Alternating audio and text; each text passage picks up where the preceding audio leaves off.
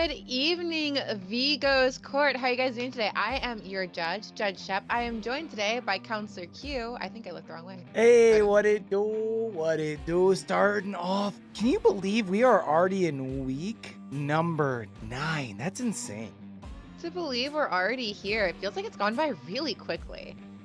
Yeah, I would agree. And I think part of that is because we've had a lot of action-packed weeks. I feel like most matchups we've kind of seen throughout the league, and I feel like we talk about it week after week. There's just so much parity that we're seeing games where, yeah, maybe some scores are showing like a larger deficit because maybe a team has to make a push in trial number 3 and ends up giving up extra, maybe an extra elimination or something. But all of our matchups really have been really well thought out.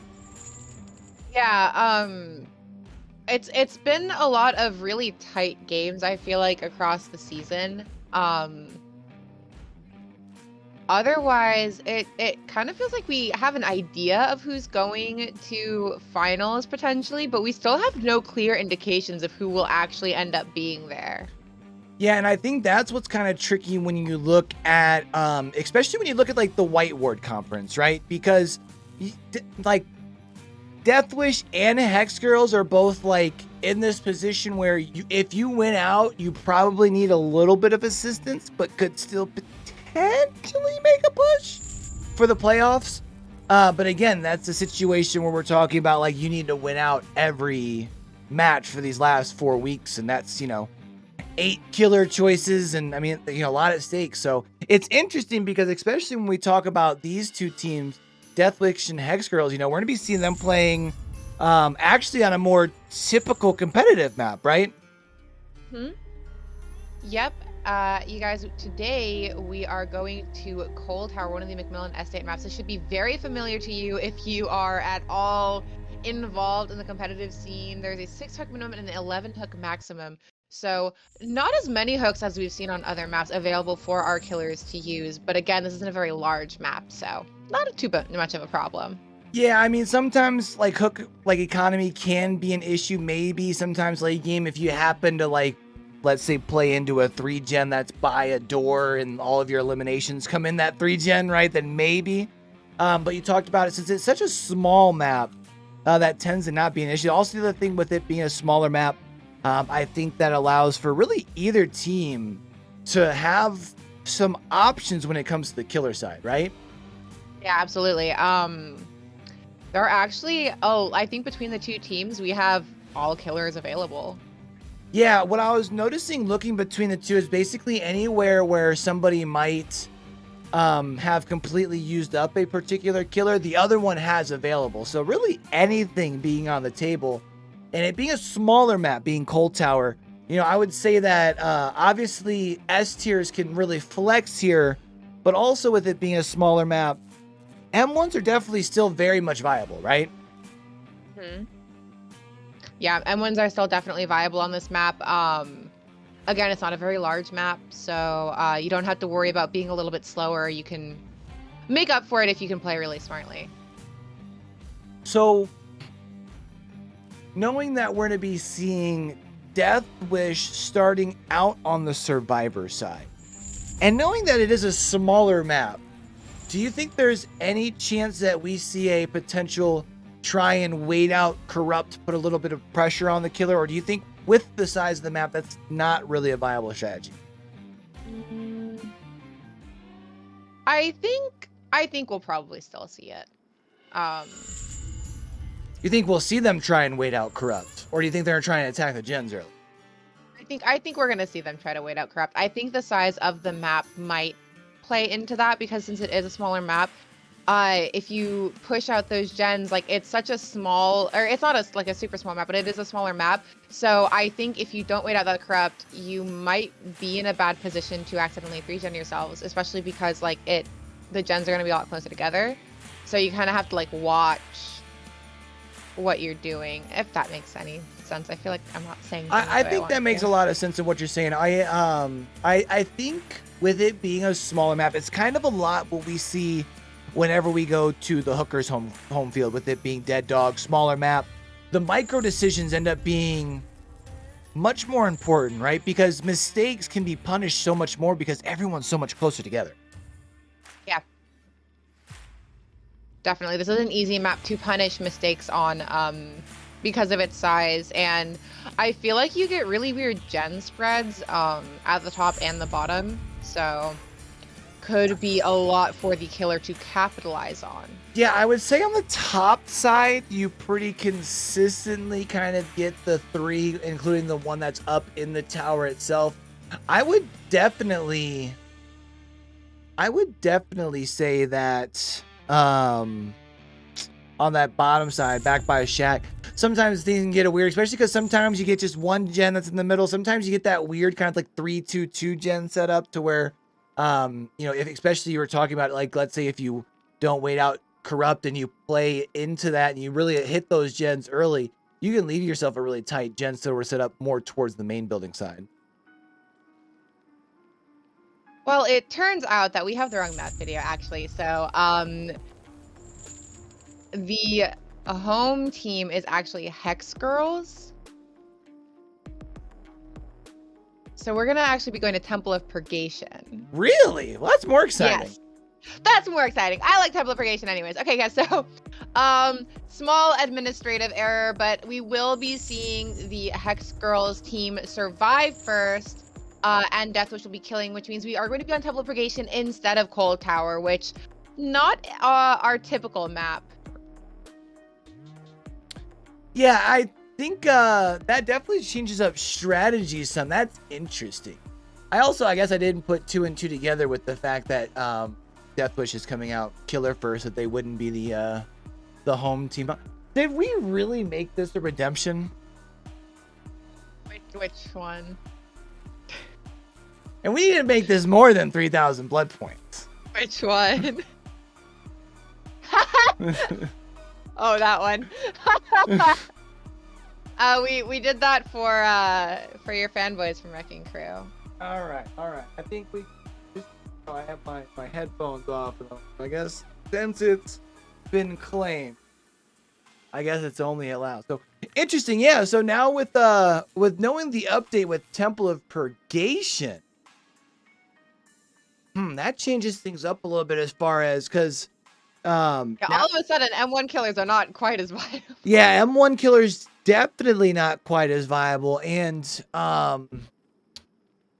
it's tough because I feel like if you look at, like, let's say if you look at Hex Girls, killer consumption, a lot of their mobile killers have kind of, oh man, I wonder, is today their last home game? Today has to be their last home game, right? For Hex Girls. Hex Girls? Let me double check that for you. I believe so. The only reason I say that is looking at their killer consumption. Otherwise, they might be in trouble at the end, knowing that they pretty much have to win out, right?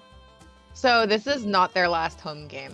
They have Monarchy one more at the end of season 2. End of season's gonna be their Monarchy game, which is gonna be my gosh, a rough one, but it'll be interesting. That's tough. Wow. Yeah. But I'm sure they've been on this match all season. I'm sure they have some sort of plan going into this. So I have faith in them. I have faith in them that they'll be able to figure it out. Now, would you imagine that? I feel like that probably means we're at least bound to see Spirit then, right? If they have a use of Spirit, well, does either team have a use of Spirit left?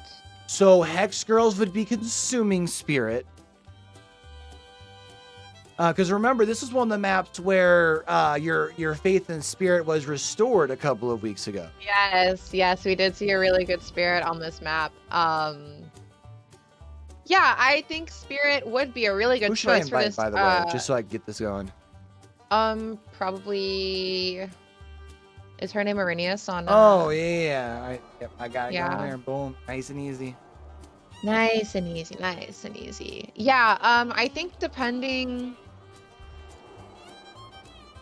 on what is allowed, or not what is allowed, what is available, I think we do see Spirit at least once We might see Spirit for Spirit here. Yeah, I was gonna say I wouldn't be surprised if I'm we trying to see think it of, like, what twice. other mobile Honestly, killers. I know some people consider Plague really good on this map. I don't know how I feel about that one. It is kind of a big map for her, but so it I is think her Plague map, is like with so Huntress, right? Like so Huntress can kind of do all let's right on this see. Who map else with. do we have available to us this week? I mean, Deathwish has another use of Blight if they really want it. I feel like this map with Blight, you talk about Blight, right? Like Blight is one of those maps where, or not Blight, Plague.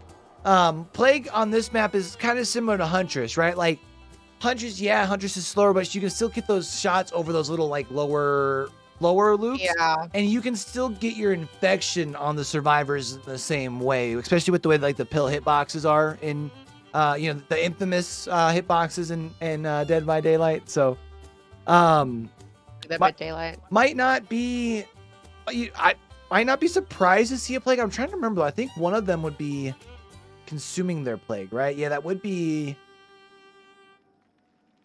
No, actually, Hex Girls hasn't used it yet. It would be Deathwish consuming Plague, though, if they use it here today. Yeah, I mean, we have seen quite a few teams have already burned a lot of their killer usages, which is not surprising. We're already in week 9. So if they need someone who can handle this map, I mean, Plague kind of does well in a lot of places, but I think because of this map size, you really need to kind of play to the map a little more than usual. And it's tough because you still have to play against Entity, which is another bigger map too, and Hookers is a smaller. Man, you still got some bigger maps. It's funny because looking at their killer usage, you can definitely tell they've played a lot of home games. I mean, a lot of their high mobility killers have already been consumed. Yeah. So they're kind of in a rough. I mean, that's a rough position to be in. I think, especially with it being your own home map, Mm-hmm. All right, and it does seem like everyone is ready, so we're gonna find out real quickly who's going to be bringing what. But yeah, with Deathwish Killing Hand, with what they have available, I wouldn't be surprised if we see a Spirit at some point. You think a Wraith? Because of movement speed? Or do you think... I think Wraith because of movement speed would be fine. I think I don't think his nerf was so tragic. A lot of the things I've noticed with the recent nerfs or changes to killers that behavior has done is they don't necessarily make the killers weaker per se. They just force everyone to play in a different manner. Yep, I'd agree with that. So I think if you want to bring Wraith, hopefully you are somebody who has been practicing how to deal with the nerf that happened instead of just like being like, oh, well, now he sucks because I can't do this one thing that I used to be able to do with him. So hopefully they are adaptable if they want to bring that. And at least with the nerf to Wraith as well as like with the current state of the game, at least in comp right now, you don't have to worry about boons, right? Because I feel like that's the reason you haven't seen him as much in like pubs, because he obviously benefited or has always kind of benefited from like the hit and run style, which obviously is harder to do against boons, but obviously still, kind of viable in comp if you will. Yeah, I definitely think so. Because of what is and is not allowed in comp, I think it makes Wraith a little bit, maybe not exactly as high up on the tier list as he used to be. Right. But I still think he's a viable pick, definitely, especially for these bigger, more unconventional maps that you're gonna see. It's just interesting because again, both teams, kind of like on the outside looking in of the playoffs picture, but also like could very much like snag the last spot. But we've got 4 bloodied blueprints. We've got a cut coin. Let's talk about how Deathwish is going to be putting points up on the killer side of the board here. Let's talk about it, you guys. All right, so how do our killers gain points? Obviously, those hooks, right? So the first and second stage are worth the same amount, but the third stage is worth 3 whole points. So you really want to get those eliminations, and you want them to be from hooks themselves and not progressions, because you lose a point for that. The 7th and 8th progression, however, are going to be 1 point each. A 4K is worth an extra 2 points, so if you can kill them all, by all means, kill them all. An entity kill will be worth the corresponding hook state plus progressions. So if they die at the gate, whatever hook they were on, you will get that plus progression. Bleed outs are also worth 0 points, so don't leave them on the ground. 30 points available for them to grab, and we are just going to roll into our game because it is live now. So if you want more on rules, check exclamation mark rules in chat, and I see what's going on here, and I'm actually kind of excited about this. Yeah, I really like this pick. And it's funny because I feel like it's one of the picks that definitely makes sense on the map that we didn't talk about at all, which is the demo puppy here. Of course, your ability to traverse the map with your portals by traversing the upside down gives you some ability to kind of deal with the obstacle, which is the size of the temple here itself. We do see you've already put 2 portals down, and also when we traverse that upside down, we did see we are getting those aura readings from our add-ons here. That is some pretty critical information, especially when we're talking about trying to continue to put pressure when you are pushing all the way across the map. And you have been able to find an ace here relatively quick, doing a good job of taking the chase into the corrupt side of the map, and probably just going to be trying to work from the outside in, trying to do the best that they can to stay away from those areas where actually people can. Ooh, I think caught a little bit out of position. That's actually gonna be a relatively fast down here. Talking about 75 seconds into the trial, getting pretty close to about 30 seconds being left on that corrupt intervention hook number 1. And we are going to see another portal going down here. Probably going to see Dark just go ahead and go into that middle portion of our temple. The important thing is these next chase, because we still have a little bit of corrupt time. But we do have the add-on that lets us see auras whenever we use our portal, so that will give Dark here a really good idea of where he needs to go next. Yeah, that's a lot of good information, especially because we talked about really wanting to compound that pressure down. Now we're seeing some extra hits coming down, able to get that hit down onto stacking bodies, continuing to take the chase with the Nia here. Going to just be able to continue spreading that pressure. Remember, with people hurt, that means now they've got to find shelter, they've got to find a heal. That's time that they are not working on the precious objective, which is the generators itself. Here's Dark, though, getting a dry kick onto that generator. No pop goes the weasel, going to be in play this round. And now going to be seeing Dark taking this hook and moving more towards the center. I like this play. It's kind of a good place to go ahead and set up. This portal will also give him a lot of access to all areas of the map now with the setup he has going on. Yeah, and I really like, too, you can also kind of play that almost mini mind game, kind of like Dark just did there, right? Like, you see that he's leading through the portal, but not really too far away in case there was a quick save. And now with the auras, was kind of able to move into position here, going to be able to get the nice shred attack here, changing a health state again, now placing down the portal, probably going to be trying to move more towards the actual hook itself. Actually going to be getting the aura reading, pushing somebody right off of the hook itself. This is huge. Yeah, unfortunately, not able to get that hook before our demo could finish their teleport, which I think they honestly had a chance to. Ooh, not able to get that grab there, but we'll get the down. And that was really, really big here. And now you're going to be able to get the down. You're going to go ahead and leave the slug here as well. Going to go ahead and eat the pallet. Unfortunately, not going to even be able to get the M1 if there was a borrowed time in play itself. Oh, Nia getting caught out of position here as well. That's an additional M1 giving extra hook states right now to the killer of Deathwish, being Dark. That is now going to be Techno Badger going up onto the hook, though. That is now hook number 3. While we only seeing the first gen getting complete. Yeah, interesting to see another survivor run in there. Oh, and that's going to be actually Deliverance. Yeah, interesting to see here because we did have relatively close, or was, oh, a nice job zoning out the Quentin here, holding the shred attack. I really like that, displaying a lot of patience, basically putting the survivor where there is a lose-lose situation. Now up on the hook goes stacking bodies. Now as soon as stacking bodies is saved off of this hook, we'll be able to be tunneled and removed out of the trial, moving this to a 3v1. Interesting that we saw the Quentin there in the first place. I was going to make a comment about how with those 3 survivors all in that area for that unhook, we had tabs on 3 of them, which is probably why we haven't seen any more generators getting done. Yeah, and we do see here, though, a good job by the Nia showing the patience to be able to avoid the grab trying to move in for an assumed borrowed time play is stacking bodies. However, that is also sacrifice time. Oh, and I think now without being able to get around, I think that's going to be just enough time. Stacking bodies, now hitting the ground in the pallet space itself. The question is, are you the player with the decisive strike? That is now going to be an eliminated player with just 2 generators complete.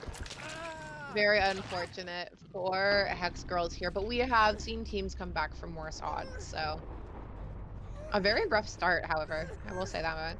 Yeah, definitely a rough start. You do see looking around, we are seeing that deadlock being across the map here. You know, definitely not too surprised as we see a lot of teams finding a lot of value in deadlock here since it has been, you know, really introduced into the competitive scene. We can also hear that generator that was covered up by the deadlock has a lot of pressure. That thing has 4 pistons pumping and is just about ready to go. And now I would not be surprised to see Dark. Oh, actually, nice mind game to be able to get the M1. And the demo puppy nods as we see another survivor trying to get this unhooked, but unable to do it before getting caught out by the killer. Yeah, a big nodders indeed, and now taking chase here with Eternal Jade. That is going to be an M1. Now both survivors that are left that are not, oh, now I shouldn't say both survivors. Now all 3 survivors that are in the trial currently are off hooks and they are all injured here. So really a good amount of snowball potential. Nice shred here on the Techno Badger. We are going to see Dark here though opt for the very quick pickup. I am wondering if that's just because you know the pressure that you have and you don't want to allow your survivors here any time to heal. But with Dark now moving over here, giving us a little bit of a dizzy fit, that is going to be hook number 2 on a Techno Badger here. So much value out of your add-on there. Oh, it's going to be tragic for Hex Girls. And now we're seeing another down here. We did see we had a little bit of information on where Eternal Jade was when we first went through the upside down here. Now trying to see if we can get a little bit of additional information. Probably just going to be going through the upside down towards the hook itself to see if you can get an aura reading. Not seeing anybody though. Now actually getting a little bit of extra information. This is really nice add-on value. Yeah, really good use of the add-on. Even though they didn't portal to the right part of the map, they were still able to see where somebody was. So we will now be picking up chase with Eternal Jade. Oh, well. You know, friendly. We see Eternal Jade go ahead and just jump on the gen right in front of our killer. And of course here now we'll be able to probably just traverse the upside down here just to make sure that you get a good location on your slug here. We do see the slug is located pretty well right next to that hook. And man, you know, it's funny. We talked about how we didn't really talk about the demo dog being an option here on Temple and Dark coming out of 4K on just 2 generators complete. Talk about a way to set the pace. Yeah, definitely. We did not consider Demo Dog, but we probably should have, as we just saw a pretty incredible performance from Dark here. And and even having Hatch Fear for Dark, they could have closed it if they wanted to here as well. And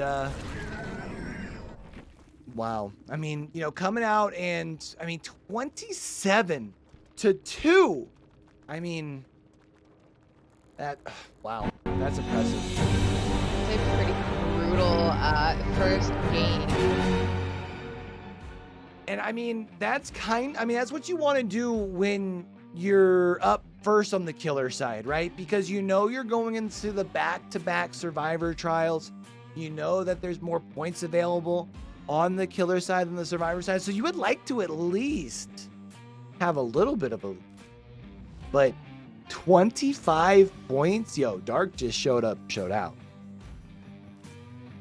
Yeah, absolutely came out with an incredible performance. Again, I think Demogorgon was a really good choice to deal with the size of this map, especially with the aura reading add-on. Yeah, I mean, just like a great usage of the killer all around. He got some really nice shred value as well. Yeah, I mean, definitely just really showing overall, I think, a very good understanding of the Demogorgon as a whole. I mean, finding ways to be able to use the shred to close the distance in just the right spots. Of course, you talked about it, that extra information that you're getting from your players It would Dark probably be the one to also invite for survivors on their team? I'm gonna go ahead and guess so and send them an invite here real fast. But Sure, you could, and you'll probably be able to wrangle the rest of them in. you know, as long as they can do the work for me, because you know, I try to do as but so A very little responsibility. here's the Yes. question for you. Mm-hmm. You're down 25 points. Do you immediately pull, press the emergency button and look to maybe switch up your strategy for trial number 2? Or do you play trial 2 out and assess the situation at halftime? I think with the score being the way it is, they're gonna need to swing for the fences here, because if trial 2 gets too out of hand, there will be no catching up for Hex Girls at that point. I feel like, without like perfect games or at least matching the performances, which is always a gamble, right? Like that's always, you don't want to gamble on that on your last 2 games. So I feel like if they want to be able to comfortably play out the last 2 trials, they really need to hit hard in trial 2 here. So, knowing that your next S tier pick consumes your second S tier, do you go to one of them right now? If you're Hex Girls? I think that depends on if they wanted to save. I mean, they do have still some pretty hard games left in the rest of their season. And they do have to play on this map again at least one more time. So I don't know that'll be the best move for them, but at the same time, I don't know what else they can do at this point. Yeah, it's tough, right? Because like you would kind of like, especially because knowing you're gonna have to end the season on this map against Monarchy, who won't be undefeated at that point. They just lost their undefeated status last week, if I'm not mistaken, right? But you also have to, if you're wanting a shot at the playoffs, you have to win the 3 games heading up to that, or the 3 matchups heading up to that. So yeah. Oh man, We're kind of getting down to the wire here now. I think for both of these teams actually, where they kind of need to win out, and because they have to play each other, someone is going to have to lose, which is going to make it that much more difficult. Yeah, I think the tough part for both of them is knowing that even if they win out, I think both of them would still need a little bit of assistance in order to make it to the playoffs, but it's not like, yeah, it's not like fathomable either. You know what I mean? It's like you just need one of your teams to take an extra loss somewhere. Yeah, so not only do they need to win out, they need something else to happen as well. But if they don't win out, no matter what happens with other teams, they don't make it. Right. So it is going to be, it's a difficult position to be in. I will say that much. That's a very difficult position to be in. So I think they know what they have available and what they're capable of, though. So I expect Hex Girls to put up a good fight. Am I good? I just realized that I've been in spectator this whole time. I'm hoping they're good. You're good to switch. Okay, cool. Yeah, you were good to switch. I totally was about to ask you, and then I looked over at the button. I'm like, oh, well, this is awkward because I'm already in the spectator room. Right here. No, you were good. At least you were good. Our players had you covered. Cool. Man, it's tough. I mean, the good news for you if you're Deathwish is, knowing you need to win out, at least you're off to a good start here. We see 4 bloodied blueprints. We see a cut coin. Deathwish, though, not wanting to let the foot off the gas. Let's talk about how they're going to put points on the board on the Survivor side. Let's talk about it. All right, you guys. So Deathwish playing Survivor here. What are they trying to do to extend their lead? Of course, doing generator is going to be really important. You have different point values. It's really important to get all 5 done because you get the most points for that 5th generator. However, what is going to secure you the most amount of points is escaping. because you get 1 and 2 points for the first and second escape, but the third escape is worth 4 points, and the fourth escape is worth a whopping 6 points. Additionally, if you escape with 2 or more hook states remaining, you get an extra point. So if you can preserve hook states, if you can get everybody out of there, that will get you the most points. There are 26 points available for our survivors to earn. For more on rules, check !rules in chat, and we are rolling into our game here now. And I'm excited. This is one of my favorite picks of the season thus far. We're gonna see the Cenobite. It's gonna be so much better once the voice lines are actually added back in and not just on PTV.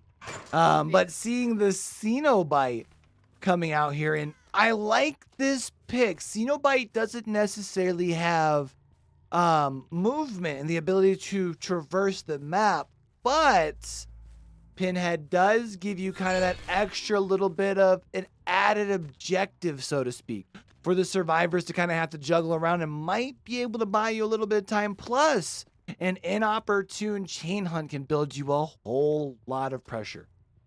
Absolutely. Pinhead can be played really aggressively, especially with the box. If you can maintain good control over the box, you can just ruin the survivor's day. And we are going to see Nia taking the chase here. Nice shot, though, with the M2 to be able to at least keep Nia somewhere around here.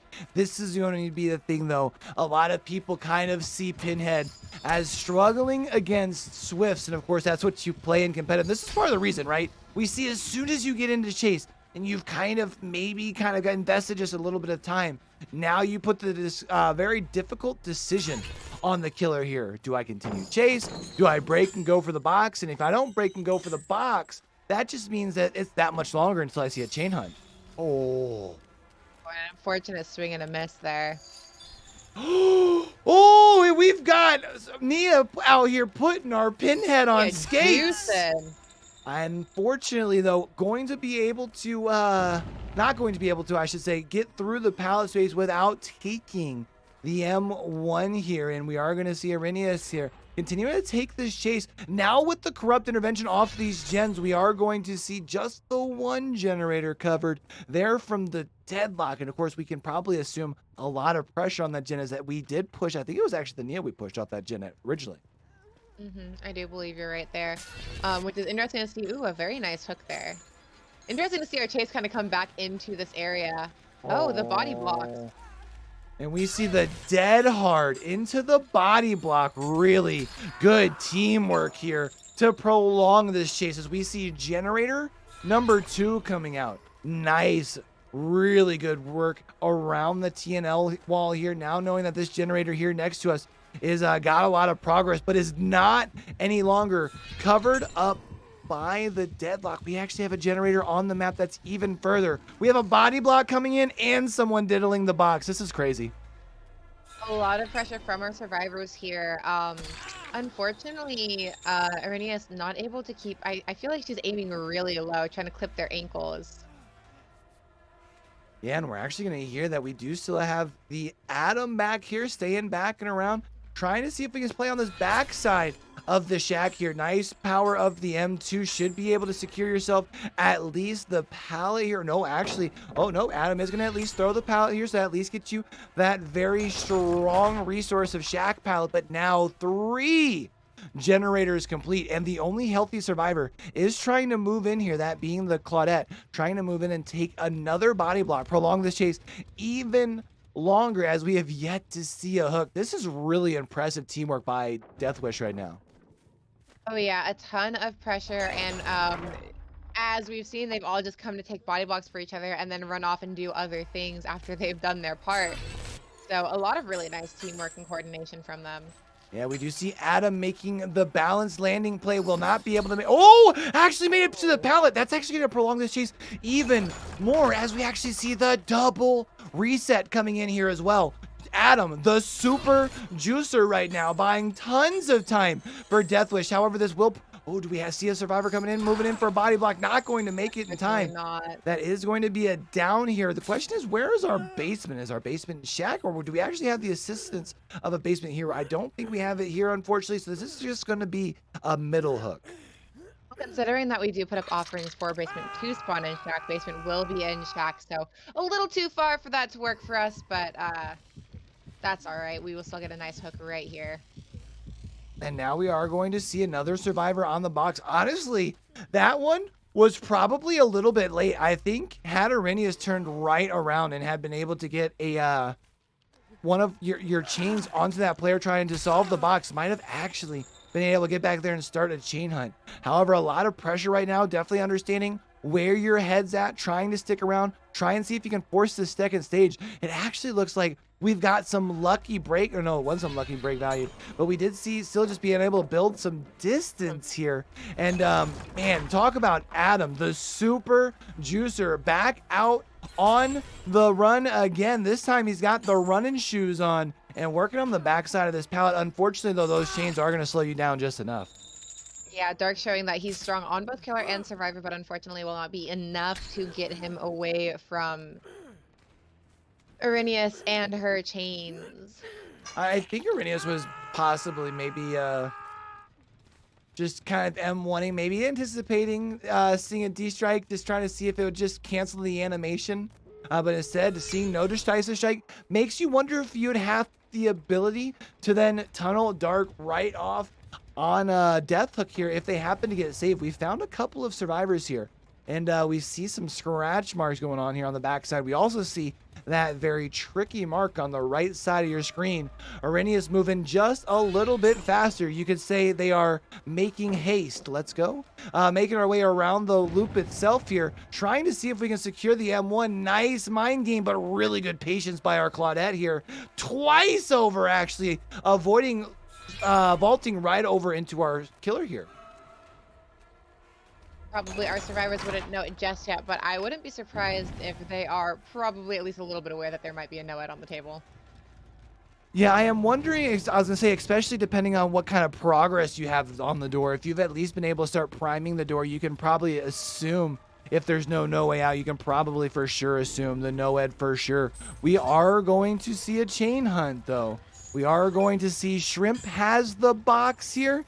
Now, I do believe enough pressure or enough distance is going to be built here by Claudette. Claudette is also actually getting a nice body block here from Adam, because, of course, Adam would surrender less hook stages here. This is a perfect body block by Adam. However, I don't think you're able to build enough space here. Unfortunately, I think they will now because we missed the chain there. Yeah, the missed chain was very huge there, because I think if you hit that chain, I think you might have been able to still secure one more there thanks to the no-ed, but instead really good teamwork. Able to just basically give away the least amount of hook states possible with the no-ed there at the end. 3 stages all together. That is, wow, that's something. That's impressive. Very certainly a very rough game. Deathwish is coming out, and I think just showing that they've got really good teamwork together, and giving the killer a really hard time there with the body blocks and the combined gen pressure. So really good gameplay from Deathwish today.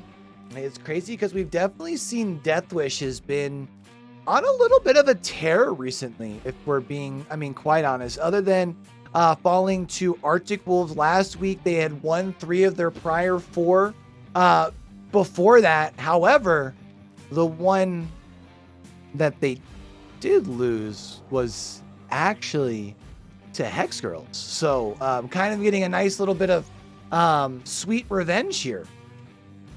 Yeah. Actually, are we saying that Deathwish lost to Hex Girls? Am I reading this right? They probably did at one point, but I think they've also lost to Arctic Wolves. No, they lost to Arctic Wolves last week, but I was saying before Arctic Wolves, though, they had won 3 of 4, and the only loss in that 3 of 4 was the Hex Girls. Oh, okay.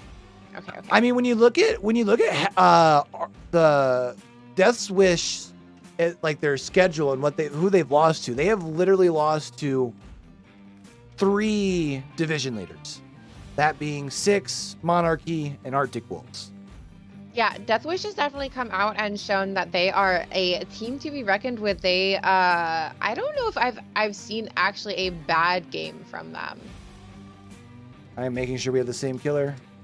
Yeah, I mean, I feel like because I don't know for sure on the Hex Girls versus Death Note. We are definitely the same, by the way. I for some reason am almost actually wondering would that have been sample text last season? Because did Deathwish take sample text spot? Is that right? I want to say yes. So I'm trying to wonder if maybe the Hex Girls was sample text last game, or if that would have been. That was either sample text last game or it was Deathwish's first game, and I want to say it was sample text's last game, which means they've been on a tear since. Quite honestly, I think I'm trying to think. Well, because sample text only played one game, I think. Really? I think they only played one game. I don't know. Time flies when you're having a ball. You know what I'm saying? So Something like that. Something like that. There have been so many games that honestly, I would have to like have the sheet in front of me to like. If you say, "Oh, this happened this time," I'd be like, "Oh yeah, I remember that." But like thinking off the top of my head, I'm like, no thoughts. No thoughts. We are gonna keep the same lobby though, so we should see everyone readying up here very shortly. I'm just waiting on some confirmations from people. it's so I mean, what do you think? Spirit here? I think this would be where you pull out Spirit. But also this is a pretty, I mean, 37 points up. You would need to play a damn near perfect game. And then still have a This darn near game- survivor game too. Yeah. And then still have like a damn near perfect survivor game as well. So Hex Girls might be looking at this like, is this, you know, can we cut our losses here and save our higher tier killers for later? But if they want to put up a fight, they need to use Spirit here, I think. Aradori's a good, or Arrhenius is a good Spirit, so I wouldn't be surprised to see that from her.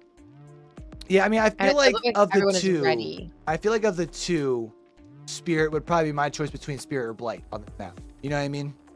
Yeah, I think so. Blight has some really questionable collision on this map, so Spirit will just be a little bit more consistent. Especially because Blight still also tends to struggle on some of those longer, like short walls that are in between, that are just outside of the main building. But we are going to see here 4 bloodied blueprint. We are going to see some cut coins here in Vigo's court. We've got some rules and things that our players must abide by. So let's go ahead and break it down a little bit.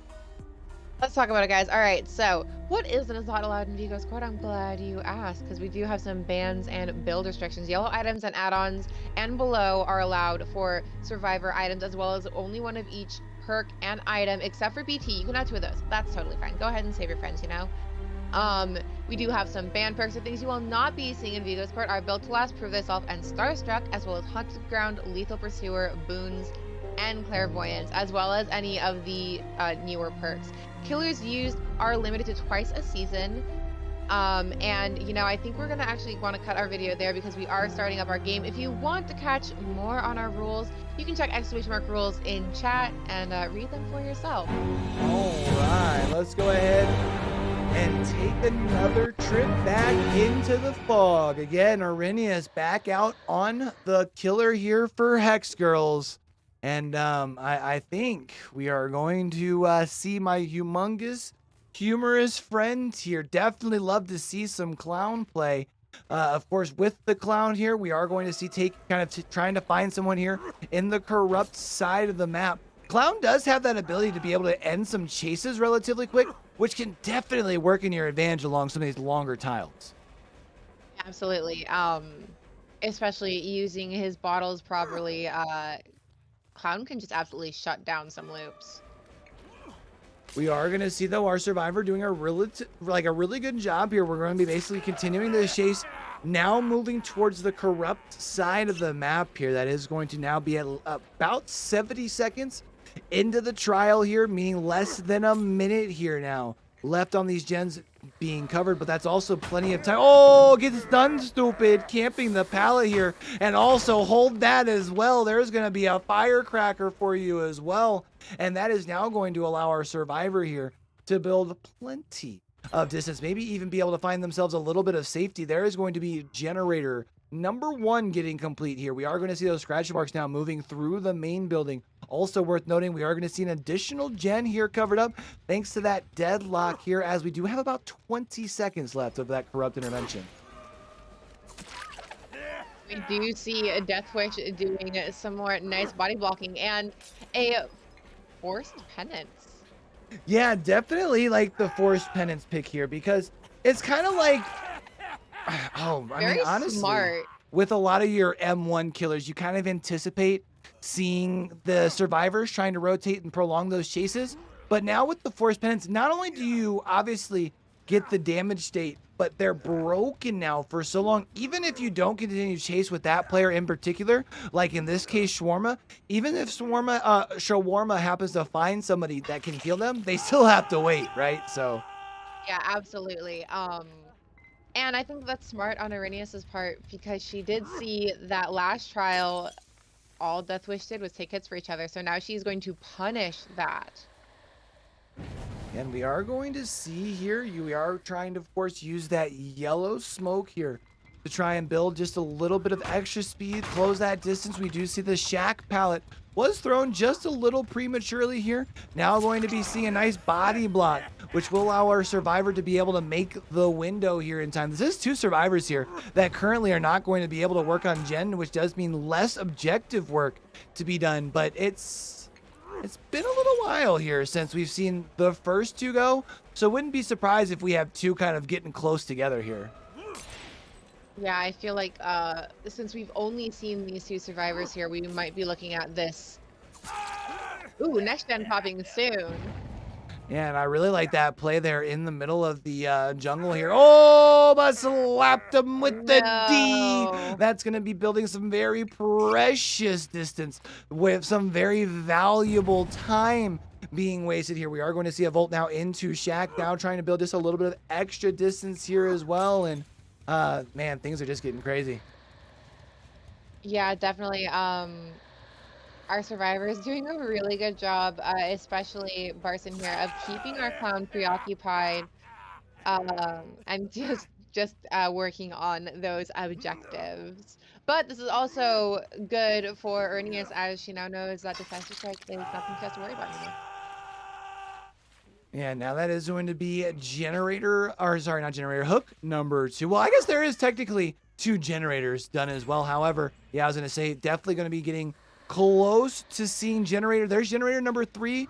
We also hear that generator that is covered up by the deadlock there. That thing's knocking like a Ford in the middle of December. That thing's just about ready to go. As soon as this deadlock lets off that thing, that really basically just needs a little tap roo. But there's actually going to be generator number 4 getting done, which means this gen behind us, as soon as it's uncovered, they're going to be able to start working on the doors. That's crazy. Yeah. And we do see that save coming in just in the nick of time. Ooh, but now going to be able to apply another plus 10 wood across the forehead here. Now going to be able to see a was that a adrenaline value after? Wait, that couldn't have been. I'm not entirely sure. I'm not entirely sure, honestly. I think that was an adrenaline hit value. Took the hit right after the pallet was broken, knowing that the gen was almost done. Just a little bit of extra flex points here. The Noed also getting broken as well. Now we are going to see the Claudette making the way. An unfortunate bottle catching the tree here as well. Only 2 bottles left to her name, making her way. Oh, and another bottle unfortunately catching the tree. We are going to see 1 bottle here. The question is, do you have Dead Hard? Do we have anybody close? That is going to be a down though onto Shawarma right here. in the gate. Wait. Uh-oh. Wait.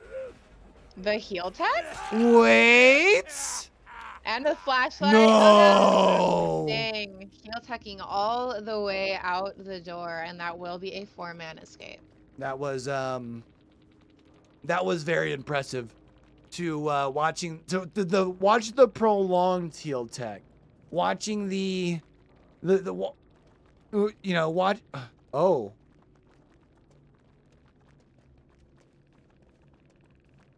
I didn't notice that. What's that? We have 2 duplicate builds.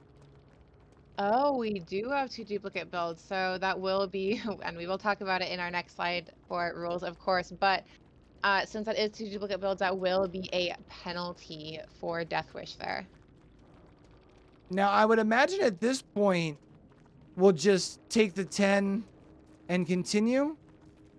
Yeah, it was caught to, I mean, the match could, let me check. That's interesting. At least they were jokingly honest about it in post-game chat, though.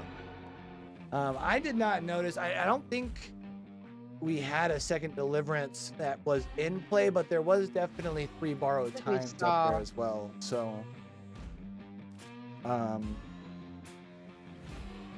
let me do some rules lawyering real quick, everybody. yeah, I was gonna say we'll probably take a look on that, just kind of in the background here, and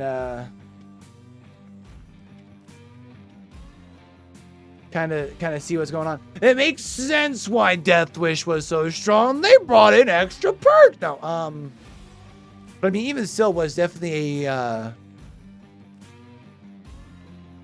very strong. I mean, it looked like to me, you had 2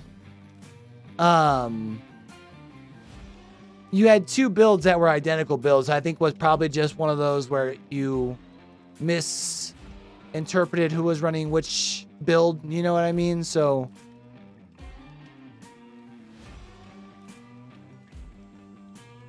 but Give me just 1 second. I am checking, no, you're good. I know that also we are you know, holding down the fort right now, so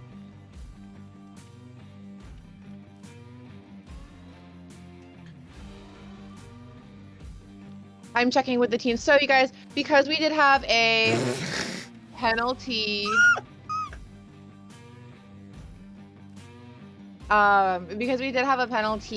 we do have the option to restart if our killer O so chooses.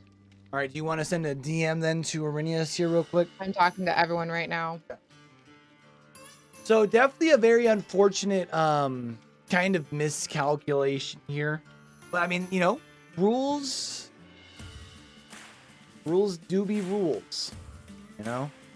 And it does even look like Dark is actually, you know, kind of letting us know the situation in chat, you know, had left lobby, joined, just happened to join with a different character that had a different build, you know? Yeah, an unfortunate, just an unfortunate mix-up. It does happen, but we do have rules for these situations, and even if they are accidental situations, even if this wasn't done on purpose, we do still have to follow the rules for what happens in these situations. So we are just going to clear this up with our teams real quick. It is just Q and I right now, so I'm kind of having to pull double duty here, so please forgive me, but we are going to wait on some news for that. Shep for MVP in chat, shall we? I'm down for it. I'm trying to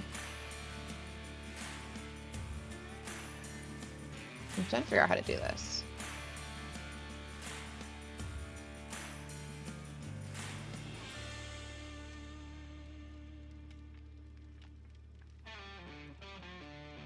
Okay. I can't with this. I'm sorry. Sometimes when being able to.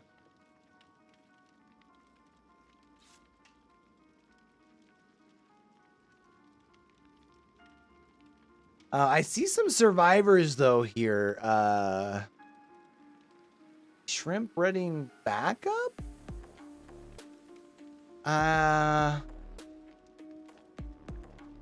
Chat, while we have a second here, I think Azul has a good idea. Make sure you take a second, stretch it out. Maybe grab yourself a quick glass of water if you haven't. Yeah, I do also have a response from our teams, you guys. So in the case of a penalty, our killer has the option to, well, the offended party, so whoever did not take the penalty, has the option to ask to redo the game. Our scoring system, our rule set does allow for that, and it does look like we will replay that game. So we are gonna run that back, make sure that everyone has the right perks on this time. And now it's gonna be interesting because, of course, now you've had builds revealed, right? So now you know who has the decisive strike. You know who has the deliverance. You know a lot of valuable information that you can play around here. However, it's still going to require being able to get in here into this big old map. That is the Temple of Purgation. And, still putting it down.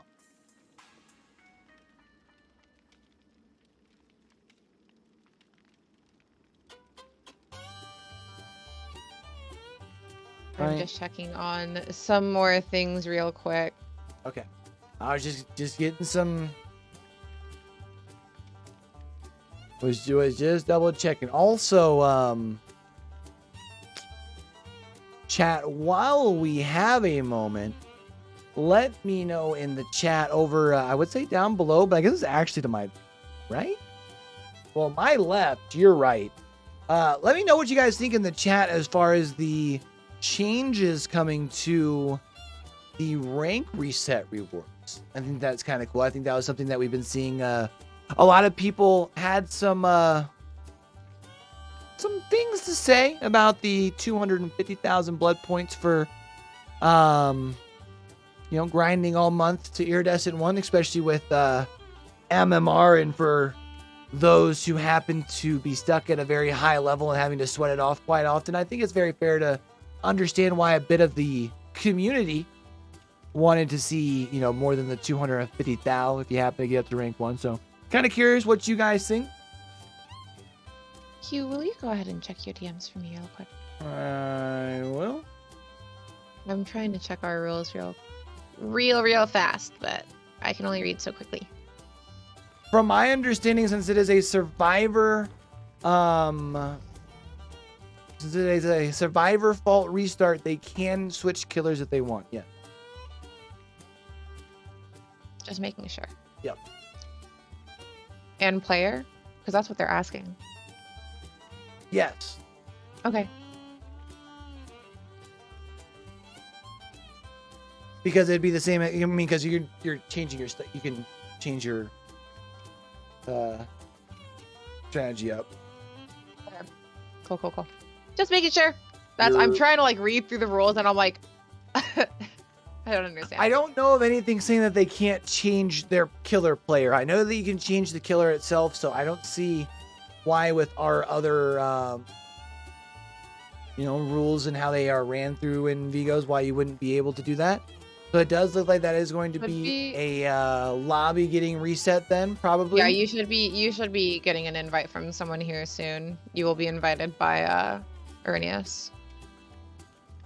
Now things get interesting, because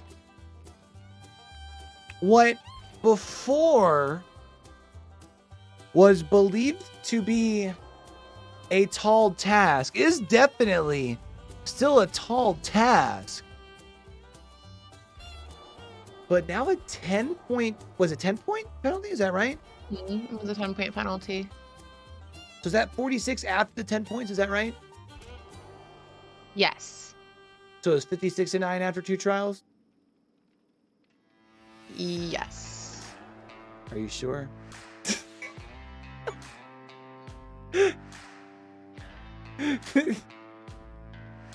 Yes. Yes. I'm trying to do the math in my head, and I'm like, this is so difficult. No, but that would make sense because I noticed, was it 27 on their survivor side?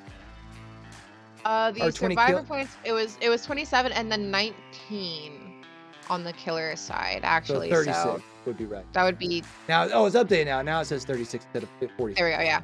Okay.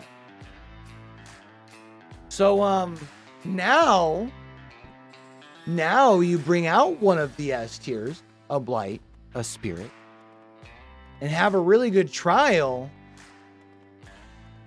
I mean,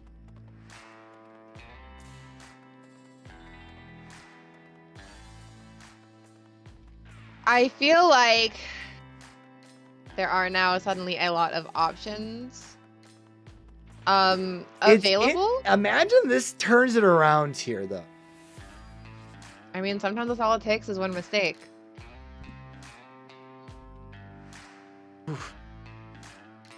I'm gonna assume that they're probably looking over their builds and everything extra careful, and if not, I think we should let them, take another penalty. So I'm just gonna go ahead and roll into that spectator role.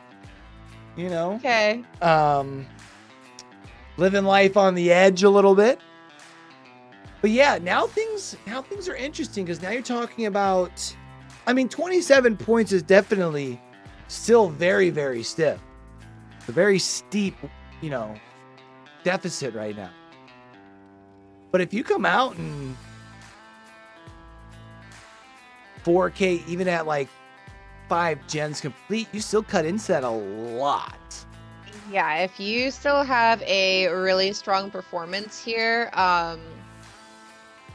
you could give your survivor squad a better chance.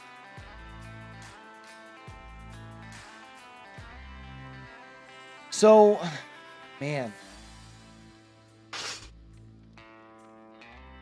what's going to be interesting to watch here? What's going to be interesting to watch here is what happens in these first couple chases.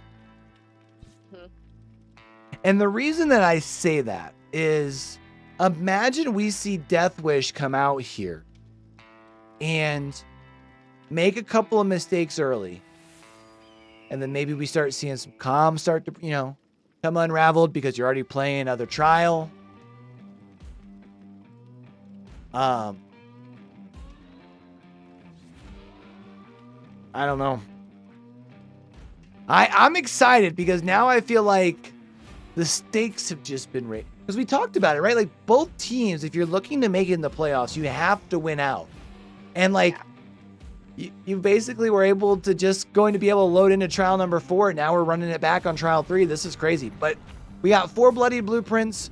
We've got to cut going. We took a little bit of an extra time kind of figuring out whether it was penalties, what the rules were, if there were penalties. Because rules are not meant to be broken. So let's kind of talk about the breakdown of some of that here in Vigo.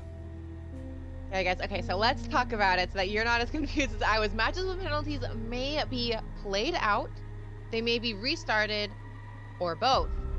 Since we caught the mistake at the end, we did the restart at the end. 2 of the same survivors, ban perks, items, or add-ons. Those are a -5 points and a possible restart, so you could potentially restart there. However, if you bring the wrong map, we have to immediately restart. You lose 5 points. Harassing the ref, bringing players not on the roster, and technical fouls are -10 points per offense as well. You don't get a restart there, unfortunately. And using exhausted killers is -10 and an auto restart. You get points off as well for delaying the game, but we are going to get into our game now. So for more on rules, check !rules in chat so you can see what's going on there if you want a little more information. I feel like I've just been where they pulled the trickaroo on us. They made us think we were gonna see something new, and we see the clown. It's just, but we do see it's Jade playing clown. Yeah, it's So very Jade interesting. playing clown. So I wonder if now it's just hey, maybe it's just like let me bring in someone fresh, clear mind. Now that things can still change here, but seeing the clown come back out after the replay definitely must say I'm I'm Oh, I'm confused. I'm a little confused as well, but we do find our first survivor pretty quickly. And maybe this is just giving someone with fresh eyes a chance to try and do what they can here.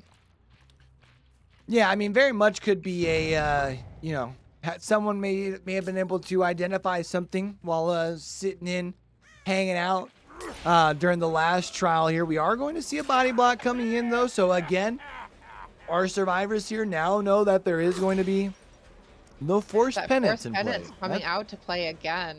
I Just some really very like decent that bottle pick throws. though. Again, especially because Clown has the ability to shut down loops very quick with that gas, and knowing that a lot of survivors like to come in and take those hits, might as well make them pay. Yeah, absolutely. Punish the gameplay that you have seen consistently from our survivors here. Ooh, and we will see a fast down here at the basement.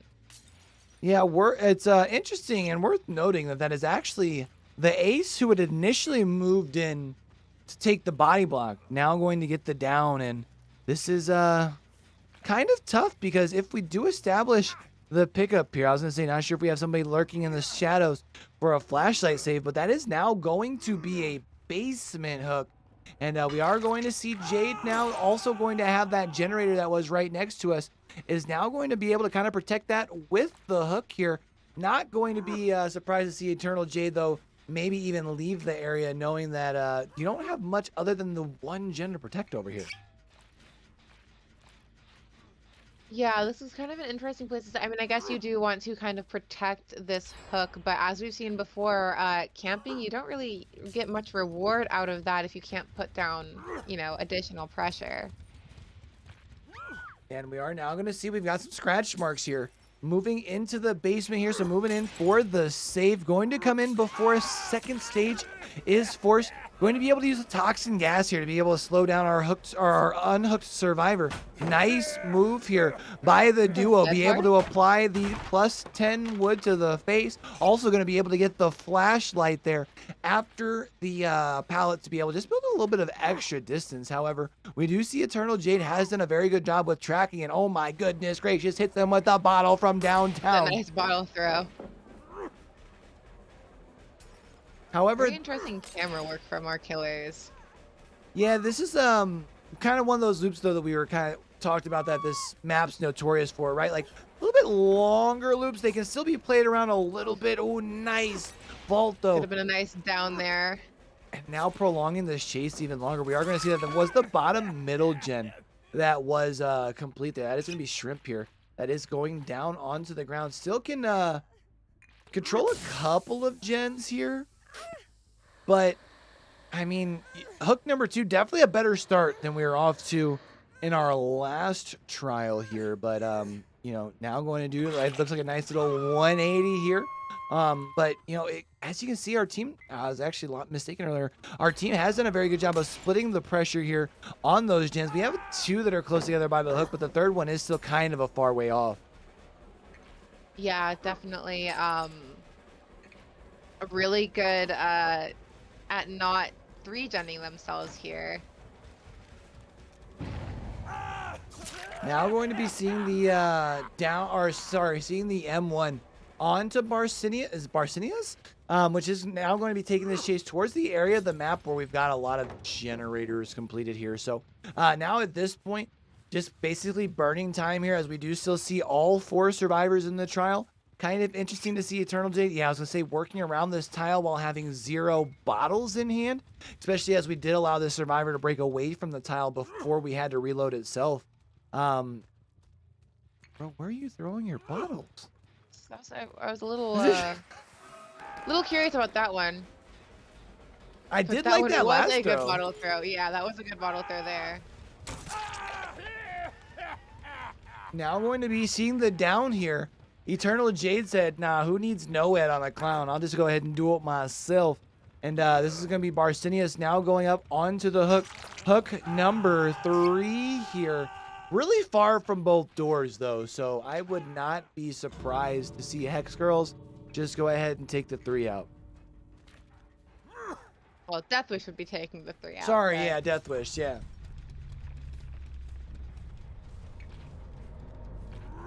So Go ahead and Deathwish pass able here. to come out and still pretty well put up a very similar performance. We did get an extra hook out of that one for Jade there. Yeah, an extra hook and obviously also the -10 as well. So able to cut into that, leave a little bit more there, but still looking at, basically what our survivors from Deathwish can just come out and do a gen basically at this point, I think. Yeah. I mean, I don't even think if Hex or if Basically, as long as there's no penalties, I think it's arguable. Yeah. yeah, as long as there's no penalties, I think this is already decided. However, being Vigo's court, we do play out our 4th matches, even if a decision has been reached before that. So we will see this 4th game, just for, stat tracking and whatnot. Yeah, I think the other thing too, one, I can definitely say from, kind of casting through a couple of different competitive scenes. One, it gives people some good extra reps, but two, also keeping in mind here in Vigo's court in our league, you only get 2 uses of any killer throughout the course of the season, right? So it's only fair that everyone still has to consume 2 killers for every matchup. Yeah. Well, and also while we were doing what is it? While we have always had people pick burn killers, even when we didn't play our 4th match, we always had people pick what killers they would have burned in that 4th match. However, there were other stats that we tracked that that was kind of like hurting us on keeping an eye on. So we just decided, yeah, we're just gonna play out the fourth match. Just because there were things that we needed out of that 4th game that we weren't able to get just from a bye. So now I'm going to be moving into what do you think here? Do you think do we get the chance starting to come from the banister for Susie here for trial number 4, or That's what I would like to see.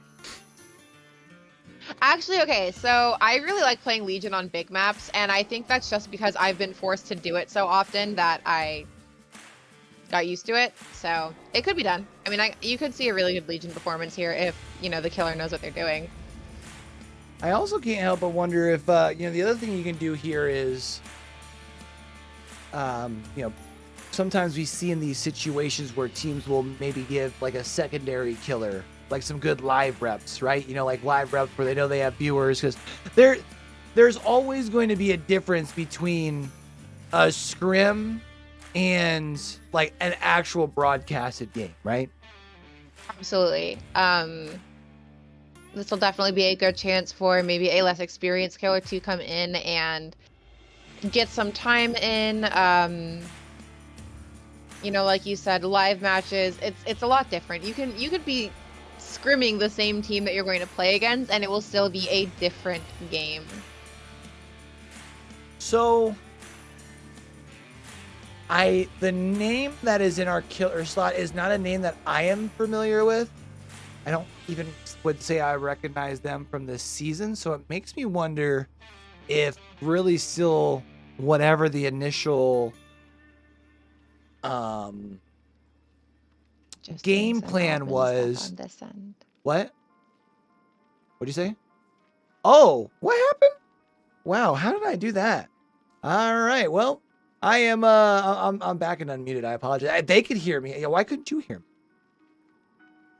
Hey, you were muted here. No, I'm just no. Oh. So all of a sudden it was really quiet. And I was like, I'm just doing admin stuff. I hope you're still talking to everyone. But and then I started mouth moving, and I was like, No, I was just gonna say though. So it's interesting here because we do see it's a name that does not look familiar to me. So I don't know. Maybe it's like a secondary killer. Maybe get some live reps, or it might still be them going with their normal game plan, just maybe giving a different, killer some. I can't read that. Bloody stream. Bloody stream. Okay, that is not someone.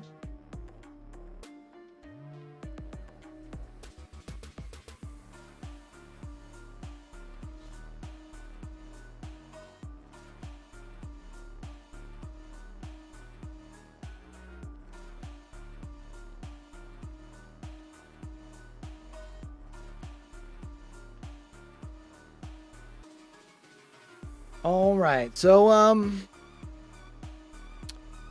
yeah, I see some, we got some people readying up here. Are we, I see you're also peeking at a screen. Or are we just double checking, making sure we're good? Yeah, I'm trying to see if someone's name was changed.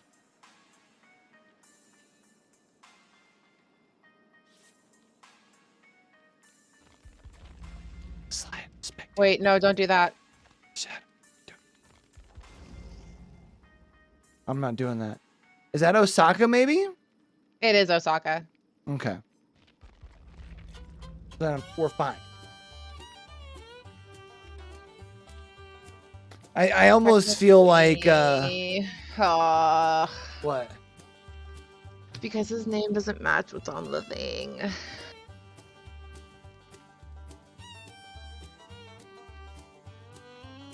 It's fine.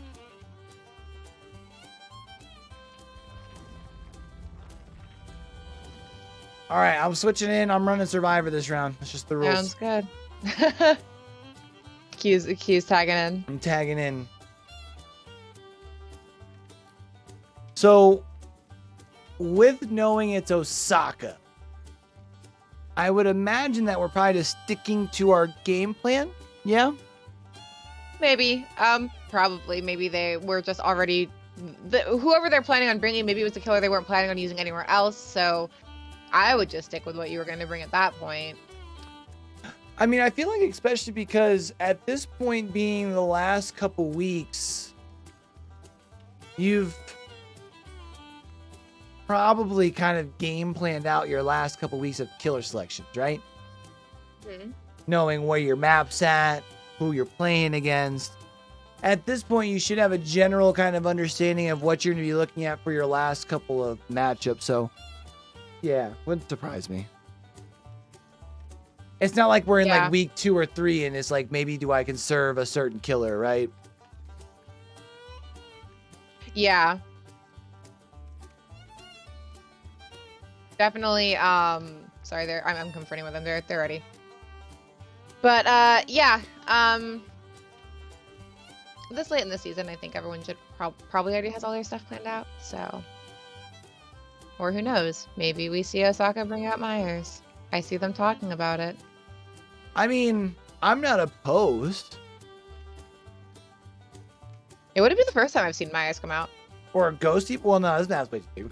Although, of course, with Ghosty Boy, you do have the ability to do some lean stocks from like the temple to like 99 people. Yeah, I've seen some really good stock points from inside the temple. That's hard to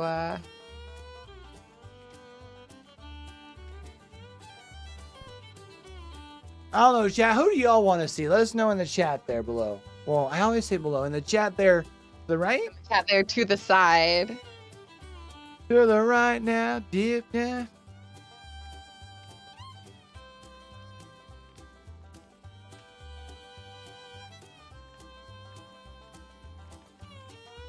Come on, man. Is everyone ready up? There we go. There we go. I'm going to say, come on. What are they waiting on? Just need y'all to log in and do a gen. I told them they were all right. Jeez. I'm old and shit. I'm tired. Yo, I got we got our lift delivered from my bed today. I am ready to go try that thing out. You know what I mean? Exciting. Yeah, I'm not even worried about missing Bloody Blueprint. Bloody Blueprint, cut coin. I don't know. What about that temple? I don't think we talked about our map, did we? I don't think I remember talking about our map. Really? Let's talk about that since Well, I think we had the wrong map video though. Oh my gosh, we've got the wrong map video though, too. So we are not going to be on Cold Tower, guys. We are actually going to be on Temple of Purgation, which is a fairly large map, as you have seen. Yeah, right, that's what we got. I give up. I give up. Said. We are loading into our game, Table thankfully, flip so this thing. Will go very, very quickly. Let's go. And I think Osaka has heard the people and is coming out for the people. Oh, but we are going to see a very quick stab into the wall there. Um, just giving a little bit of a head acknowledgement. Not sure if that was supposed to be the start of 1v1 to go on this side of the map here, but we have been able to locate 2 survivors here. Now moving into the temple itself. We are going to be taking chase with Techno Badger here now, moving into the bottom of the temple itself. Of course, we are going to see an M1 here early without having to use the power at all, which does mean you're going to be able to save that for a little bit later, maybe even after a first hook. Slow vault here by the Claudette, trying to build distance by, not giving away any information. However, we are going to see a Quentin moving in for a body block. And some streamers to celebrate it as well. The lights are pretty. Pretty lights. Interesting to see picking up chase here with our survivors. Ooh, a nice fake. Yeah, I don't know if you're going to be able to make that pallet here. That's actually now going to be a down here onto stacking bodies. About 35, almost 40 seconds left here before the corrupt intervention is off of those generators. Gen number 1 coming in. We're also seeing a flashlight coming in from Techno Badger being relatively close. That is going to be a down right next to Hook here. And now will probably just be Osaka just kind of vibing. You got 2 people next to you. Yeah, Osaka really has no reason to kind of leave this, especially with Corrupt still up, but oh, well, good sense to see who was around. You can get that unhook. He can't grab you from there. Oh, a nice little body block in coming in here from Quentin here. Now 2 players onto the ground. Going to be seeing the quick 1-for-1, seeing Nia now going right back up onto the hook. Now 2 fresh hooks into this trial here. We are also seeing the Quentin taking a little bit of time to hold Shift W. Going away from this gen. Also, we do see an ace right here. Holding M1, getting those skill checks, and that's going to be generator number 1. We will see the save come in, not from who I expected to save from, honestly, but we will get a ton of information from our feral frenzy there. At this point, though, everyone's injured, so interesting to stay in your frenzy. Yeah, and we are going to see here now you at least force men status onto 3 of your survivors. Just a little bit longer slow down here, especially on top of it with the Thananophobia as well, really maximizing that value here. Nice balanced landing play as well here by Quentin. Should be allowing Quentin to make it. Oh, I thought you were going to be able to make it to the window here in the TNL. Instead, just going to be Quentin. Been able to. Yeah, I'm kind of surprised you just go for the corner there, right? Yeah, an interesting choice, to be sure. This whole trial's an interesting but we are going to see here hook number 4, second hook here onto stacking bodies, which does mean stacking bodies will be able to be tunneled out here as soon as they are removed from the hook. Also worth noting, we do still have 3 injured survivors other than the one on hook all around here. Also seeing... Oh. What? Oh, nice. And now the memes start. Oh, and now the memes start. Well, at least we're having some fun with it. Those are some intense macros there, Tech. And we will see on the other side of the map where people are doing things. Arrhenius does get reset. Yeah, well, now at least the last one coming in being the Nia. I think Nia might be just going for the point. Maybe just trying to say, hey, go ahead and leave that one here. But we are going to see stacking bodies here.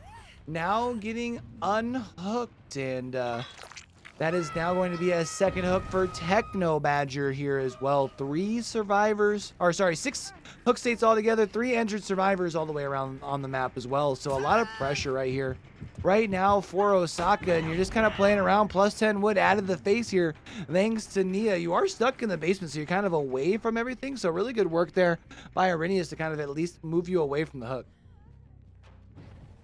Yeah, definitely. Our survivors having fun here, but still trying to put on a good show at the very least.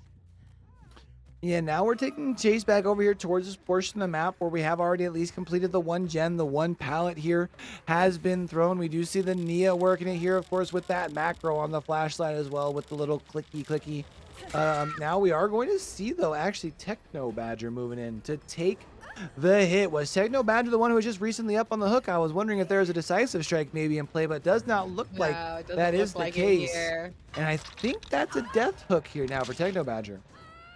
That will absolutely be a death hook for Techno Badger, and we do see Osaka just kind of checking out. Oh no, unfortunately you don't get that pallet drop quite fast enough. That is now going to be another down here. And I believe Eternal Jade, would this be death hook for I think. No, this will be second hook for Jade here. Gotcha, okay. So we are going to see a third gen getting done, though, across the way here, which is some good news. At least as far as for our survivors. Now only 4 hook states left in the game, so that does mean, I guess, probably what, Arrhenius is the only non-death hook survivor, is that right? Yeah, pretty much. It will be Arrhenius who has a hook state left. We can hear those flashlight macros going. Oh. And now seeing the clicky, seeing the trolling around. Now at this point, I think it's a very easy choice to go ahead and put Arrhenius up on the hook. That will make Arrhenius now being on to second hook. Everyone is now just one hook stage away. Nice moonwalk here by Osaka up the stairs to be able to go into the shack itself. And I mean, so it's interesting. I'm trying to look at I have the schedule up for Hex Girls here on the other monitor. While we're kind of watching the end of this play out, not Hex Girl, for Deathwish here. So Deathwish plays against Monarchy at Father's Campbell's Chapel next week. And then even after that, it still has to play Outlaws of the Fog and Entity, and will probably be needing to win out of their games in order to make a play at the playoffs. That's tough. They still have a very steep road ahead of them. Oh yeah, especially with I mean, Entity's really come out the past couple weeks and had some really good games. Monarchy is always a really difficult team to beat. So it'll be interesting to see what happens. Oof, this is unfortunate. Just quite a little bit of a misplay here at this pallet. And now, as you will see in the bottom left-hand corner of your screen, 3 survivors left, 9 hook states so far, which does, of course, mean that everybody is death hook at this point. So here's Nia coming in to take just a little bit more time with the protection hit. Eternal Jade now being dead. This is now going to be Arrhenius now going up onto death hook as well, meaning that it will just be stacking bodies here, making a possible play for the hatch. Oh no, instead actually we just see kind of hanging around here, and yeah, now this is just going to be Quentin holding W over to over to their hook themselves there. You love it. Nice time to practice your moonwalks as well. And so yeah, so I don't know, man. It's crazy. Obviously, Deathwish, came out here today, and I don't want to say ended Hex Girls seasons. Obviously, they still have a couple seasons left, or a couple weeks left and some games to play. But if the door hadn't been closed as far as Hex Girls' chance to move into the playoffs, I do believe this for sure firmly closes that door itself. But Deathwish still has a shot. But man, again, just a very tall task. But 4K there with the Legion, you love to see it for the people. One might even say. I love that perk.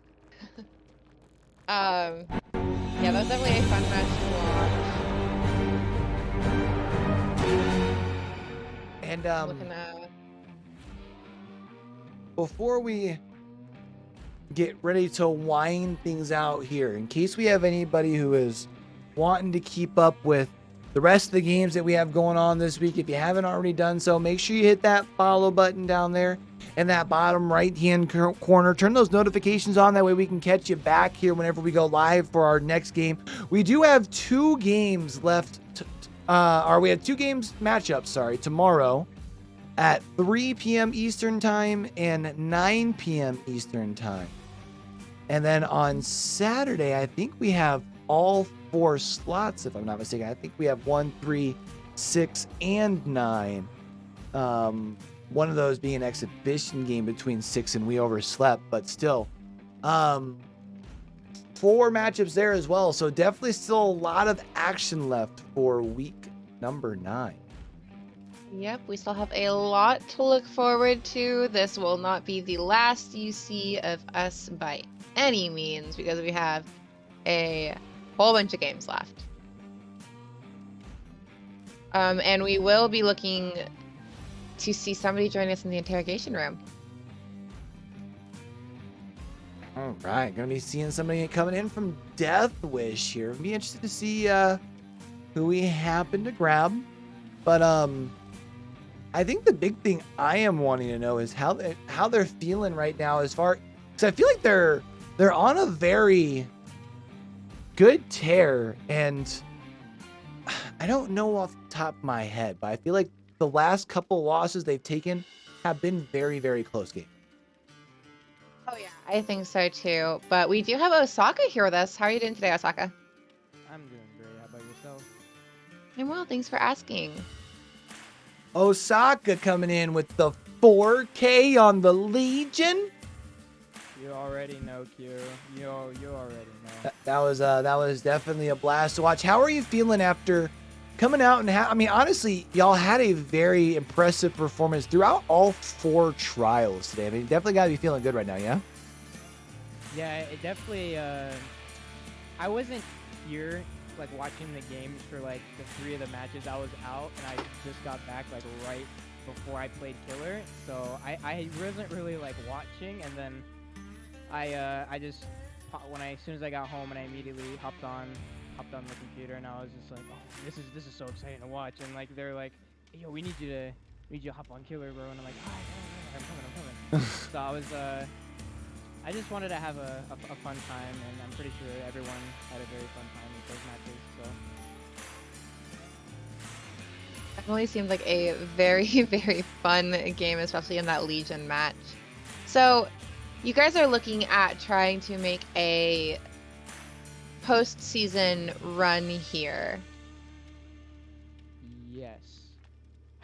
How are you guys feeling about your chances? Is there anyone at this point that you're worried about going up against next that you think might be a problem in that bid for the finals? I would have to say Monarchy is probably the team on our list right now that we're gonna have to really work for in order to get a good result with. So. And what I We're think just gonna- that's next week for you guys with Monarchy, is that right? I believe so. So Can we we're- turn Osaka's? I have volume? Osaka turned up to 200. They might be a little bit behind. I'm not sure if he's maybe still a little bit better on volume now at this point, but I've got him turned up. Just making sure. I do have my mic quite far away. I apologize for that. Oh, no worries. It's okay. We understand. A little shy. First time in the interrogation room in a little while. We get it. A little shy, just a little bit. So this is your guys' first Vigos, I believe, correct? No, they've been in Vigos for a bit, right? No, Have we've they? been in Vigos, yeah. Okay. Well, it's my first Vigos. I wasn't sure. But you guys did come in like kind of halfway through the season. So how are you guys feeling knowing that you were kind of taking on somebody else's like kind of game record? And how do you feel now that you guys kind of have a shot at the finals now? Taking over, I believe it was Sample Tex's record, I believe. I think so as well. Yep. Yeah, I they think so as had- well. They had it was half and half with the wins and losses, and we wanted to see what killers they've used. You know, just since coming in halfway, we wanted to see what we could work with these next past games, and we have a good good variety of killers that we've used, and of course we used our 2 S tiers in against Arctic Wolves. That was a really fun game. We used a Blight and a Nurse. Fortunately, we lost, but it was a very hard fought game for sure. For Let's say I both remember sides. that one being very close, if I'm not Really mistaken. good games. Yeah, Those were really fun games to watch. yeah, it was very fun. Well, you guys have done a really good job. I know you were kind of handed a record that didn't really give any clear indicators as to where you would end up, but you guys have since done a really good job of, I believe you've only seen like 1 loss since you guys actually joined. Since they this took season. over, I believe so, yes. Yeah, I think you guys have only seen one loss since you guys took over. So, I mean, you guys are doing really well, and I think you guys have definitely made yourself a team to be worried about, especially as we're getting to the end of our season here. So good job. Is there anything that you're really kind of wanting to say to, like, say, the fans of Deathwish or, just the fans of Vigo Sport in general? I think just to everyone, just appreciate everyone coming out and just watching some Vigo's Court. It's always nice to watch some very competitive matches for sure. So appreciate everyone that's watching us play. Fantastic. Well, we definitely appreciate, you guys coming out, putting on the show. And again, you guys coming out and kind of filling in last second. You guys have really been putting on a show since. So we definitely look forward to seeing what you guys bring out in the last couple weeks.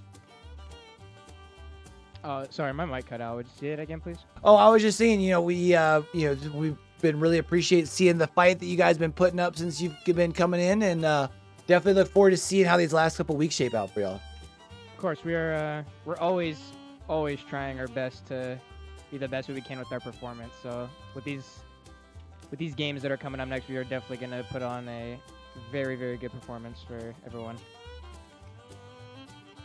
We definitely look forward to it. Thank you so much for joining us here today. Of course, thank you so much for having me. Well, Shep, that's matchup number 1 for week 9. And that means we are one step closer to playoffs, one step closer to final verdict. That's pretty crazy. Yeah, we are definitely getting down to the wire. It feels so surreal to already be here. It almost feels like we only just started doing this like 2 weeks ago. So it's crazy to think, no, like we're most of the way through our season now, and things have definitely started heating up. We've seen, I think we only have like 1 undefeated team now. Is that right? I think we have 2 still. We still have Arctic Wolves, and we still have Demites.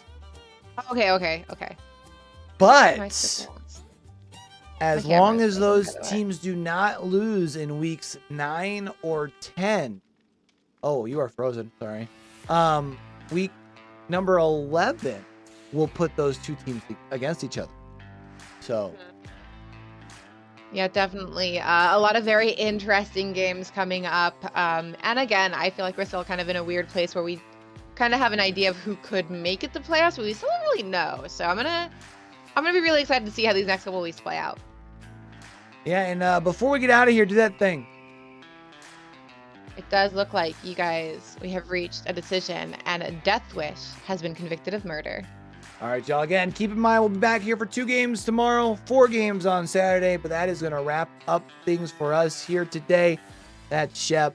I'm Q. Don't forget, love each other. We'll catch y'all later, all right? Much love, y'all. Peace. Bye, guys. Be safe. Mwah!